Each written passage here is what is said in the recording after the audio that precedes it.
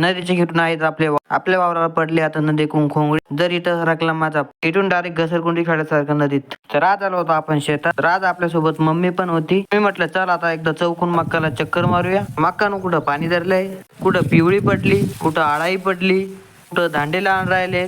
तर मग आता काय करायचं. तर मग आता पहिले उद्या खत टाकायचं, आळीचं औषध मारायचं, बंधाऱ्यांना तणनाशक मारून द्यायचं. मग आजपासून आपल्या मागं कामच काम. तर मी आता अशा ठिकाणी जातो जे वावर सगळ्यापेक्षा उच्च आहे. त्या वावरातून तुम्हाला दाखवतो की आपले मक्का किती लांब लोक आहेत.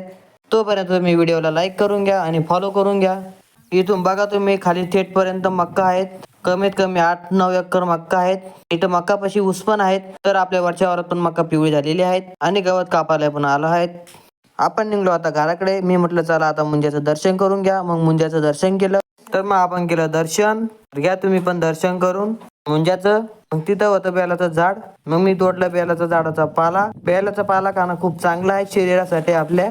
तर मी दररोज खातो, तुम्ही पण खात जा बेलाचा पाला. मग रस्त्यानं होतं पेरूचं झाड. मग मी तोडले पेरू म्हटलं तुमच्या तोंडाला आला असं पाणी. मग या तुम्ही पण पेरू खायला. तर पेरू निघला एकदम लाल चटक आणि एकदम गोड. तर आता व्हिडिओला लाईक करून घ्या, फॉलो करून टाका आणि युट्यूब चॅनलला सबस्क्राईब करायला विसरू नका.